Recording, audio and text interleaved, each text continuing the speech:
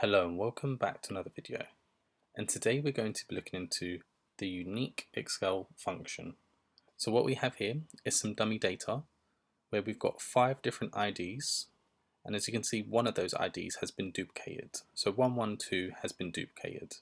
So what I'm going to do to identify the fact that that's been duplicated and that it's not unique is go here and do simply equals, and then we'll use our unique function, select our data, and as easy as that, we can see all our unique values from column A.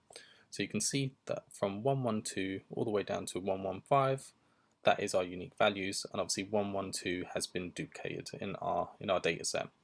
So yeah, this is very useful if you're looking to identify unique values in your data, and something I'd highly recommend using, especially if you need your values to be unique in your data set.